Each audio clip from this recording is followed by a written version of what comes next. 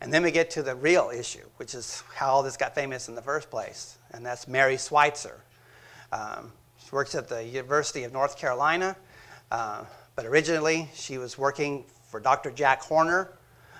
He's the inspiration for the Sam Neill character, the paleontologist character in Jurassic Park, the first movie there, which I understand they're making another Jurassic World movie, the third Jurassic World movie, and it's supposed to be released a year from this month, next June.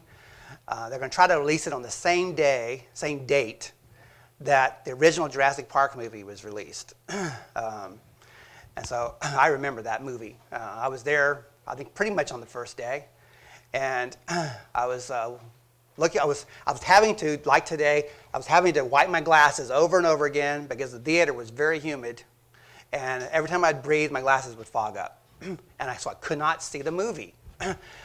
So here I am, drying my lenses, my glasses, and the scene in the movie, the first Jurassic Park movie, where Sam Neill, the paleontologist, is up in the tree with the two kids. They've just come from the horrifying Tyrannosaurus Rex scene there, and they're falling asleep up there in the tree. And then the Brachiosaurus, the long-necked dinosaur, sauropod dinosaur, comes to take a bite of the leaves from that tree there and scares the girl out of her wits, okay? Because she thinks it's another meat eater.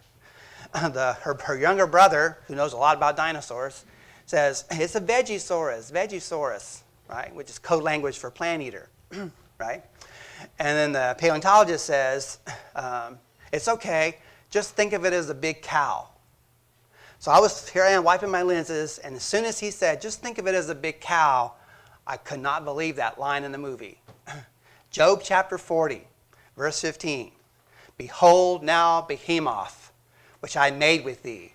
He eateth grass like an ox. What's an ox? It's a big cow, right? I'm drying my lenses, and he says that, and I punch the lens out of my glass, of the frames. And here it is. I can hear it clinking amongst the Pepsi Cola and popcorn on the theater floor, going under the seats in front of me. There. But God said it first, right? And besides, if he does eat grass like an ox, he's a grazer. He's not a browser. So he would not be eating leaves out of a tree there. He'd be eating lower on the ground. Anyway. But I thought it was fantastic. Okay? That was free, by the way. No charge for that. So here's Mary Schweitzer. Paleontologists working under the legendary Dr. Jack Horner discovered unfossilized soft tissue, blood vessels, and blood cells in the femur, leg bone, the thigh bone, between the hip and the knee of a T-Rex. And the bone had to be cut in half for shipping. It was too long, too heavy, high elevation. And this was probably a nightmare for them. They had to saw the bone in half and let helicopter lift the two halves separately off the mountainside there. Okay, but they did that. So here's a close-up of the femur with the soft tissue. Here's a display of the soft-tissued femur from the Museum of the Rockies, taken by Cecil Allen there. You can kind of see off to the left of the picture. Let's see, maybe I could point that out to you better. You can see whoops, did I go fast? There, okay. This is the end of the bone. Is it going to show up? No. Okay. This, of course, is the end of the bone where the soft tissue is taken from. Down this direction, you see the rest of the shaft of the femur there. And we're talking maybe 4 foot, 4.5 foot long kind of bone.